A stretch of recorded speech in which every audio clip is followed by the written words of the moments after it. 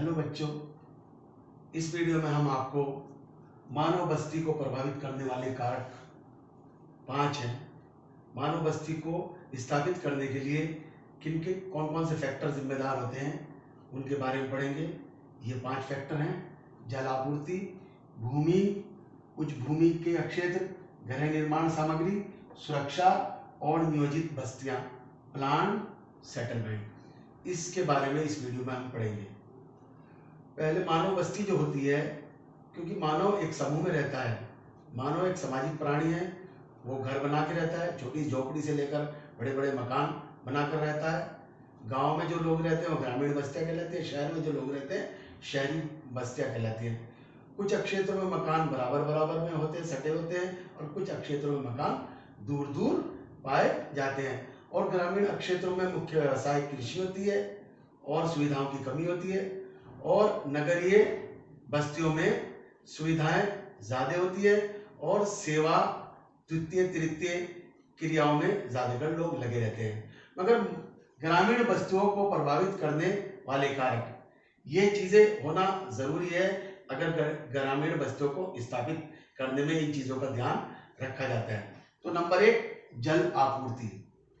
सामान्यतः ग्रामीण बस्तियां उन्हीं क्षेत्रों में स्थापित होती हैं जहां पानी मिलता है। आपको मालूम है कि पानी की आवश्यकता सुबह से लगाकर शाम तक के पड़ती है।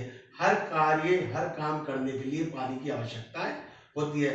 तो सबसे इम्पोर्टेंट है जल आपूर्ति, वाटर सप्लाई।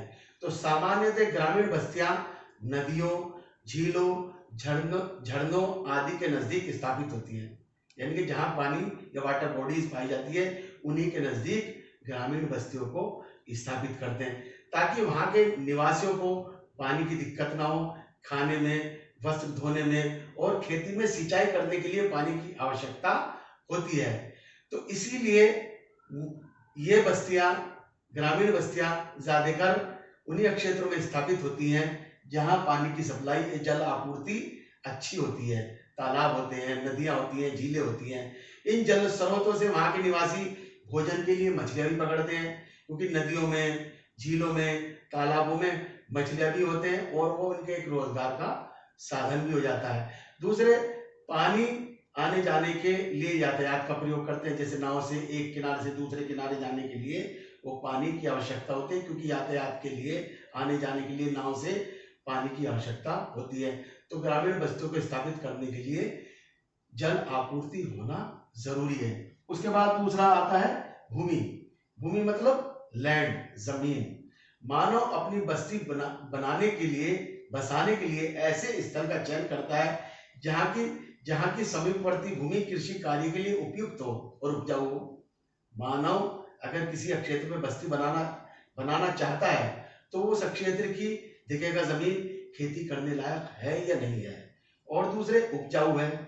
उपजाऊ का मतलब वहां से काली मिट्टी है, जलोढ़ मिट्टी है, इस तरह की मिट्टी है जो बहुत ही उपजाऊ होती है और खेती करने के लिए, ये कोई भी फसल उगाने के लिए बहुत ही जरूरी होती है और बहुत ही अच्छी मिट्टी होती है। तो किसी भी क्षेत्र के प्रारंभिक अधिवास समतल व उपजाऊ भूमि पर ही स्थापित किए जाते हैं। अगर किसी भी क्षेत्र में अगर आप मकान बनाना हो तो सबसे पहले आप समतल ऐसी जमीन ढूंढेंगे जो बराबर से हो। पहाड़ों पर और पठारों पर मैदान बनाना आप ज्यादा पसंद नहीं करेंगे। समतल पर और उन्हीं क्षेत्रों पर आप बस्तियां बसाना की कोशिश करेंगे जहां की जमीन खेती के योग्य हो। और दक्षिणी पूर्वी एशिया के अधिकांश भागों में बस्तियों की उपस्थिति नदी घाटियों के निम्न भाग, दोआब क्षेत्रों मतलब पानी वाले क्षेत्रों और तटवर्ती मैदानों में देखने को मिलती है। क्यों?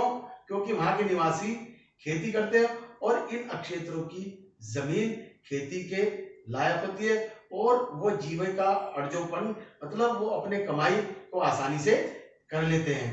तो भूमि एक बहुत ही इंपॉर्टेंट फैक्टर है। उसके बाद आता है उच्च भूमि के क्षेत्र। बस्तियां बसाने से पहले ये देखता है मानव कि अगर उस क्षेत्र में बाढ़ आती है तो बाढ़ से बचने के लिए मानव हमेशा उच्च भूमि के क्षेत्रों का चुनाव करते हैं। जब बरसात होती है तो मौसम खराब होता है, जब बारिश होती है तो बाढ़ आने के कारण बस्तियां अक्सर डूब जाती हैं, खेत डूब जाते हैं, और इसीलिए मानव ऐसे क्षेत्रों का चुनाव करता है मकान बनाने के लिए, बस्तियां बसाने के लिए, जो बाढ़ मुक्त होते हैं। मतलब अगर पानी बारिश बरस भी जाए, ये पानी ज्यादा भर भी जाए, तो उन क्षेत्रों में पानी ना भर सके, इसलिए वो हाइट पर, ये ऊंचे क्षेत्रों पर अपनी बस्तियां बसाने की कोशिश करता है। तो ये भी एक इंपॉर्टेंट फैक्टर है, उच्च भूमि के क्षेत्रों में ग्रामीण बस्तियां ज्यादातर बसाई जाती है। उसके बाद आता है चौथा पॉइंट, गृह निर्माण संबंधी सामग्री। गृह निर्माण सामग्री मतलब घर बनाने के लिए जिस सामग्री की आवश्यकता होती है, उस सामग्री आसानी से उपलब्ध हो, उन क्षेत्रों में वो मकान बनाने की कोशिश करता है। जो भी वहां ईंट हो, बालू हो, सरिया हो, जो भी स्थानीय रूप से आसानी से अवेलेबल चीजें होती है, उसी को यूज करता है, उन्हीं से वो बस्तियां बसाता है। उन भागों में मानव अपनी बस्तियां बसाता है जहां उनको सारी चीजों स्थानीय रूप से, लोकली तौर पे उसको आसानी से उपलब्ध हो जाती है।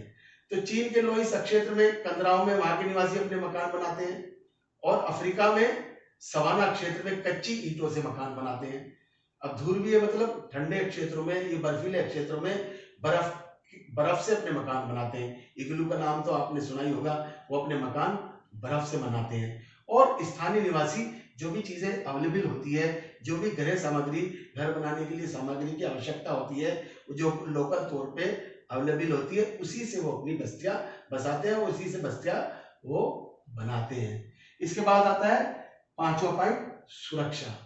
आज के टाइम में सुरक्षा बहुत जरूरी है, और पहले प्राचीन टाइम में भी सुरक्षा बहुत जरूरी थी। राजनीतिक अस्थिरता, युद्ध हो जाता है, और पड़ोसी समूहों के उपद्रव हो जाता है, या आतंक होने की स्थिति में ग्रामीण अपने मकान सुरक्षा की दृष्टि से पहाड़ों पर, द्वीपों पर बना लेते हैं। अगर आप इतिहास पढ़ें तो भारत के जितने भी दुर्ग हैं, जितने भी किले हैं, वो सब ऊंचे स्थानों पर बने हैं, पहाड़ों की चोटियों पर बने हैं। ये सुरक्षा को ध्यान में रखते हुए और पहाड़ को ध्यान में रखते हुए ही बनाए गए हैं।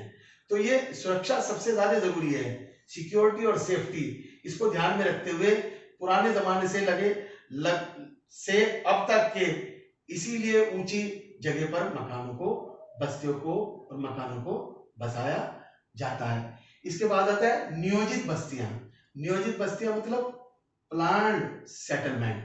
प्लान्ड सेटलमेंट का मतलब सरकार द्वारा एक निश्चित योजना के अंतर्गत बसाई गई बस्तियों को नियोजित बस्तियां कहते हैं।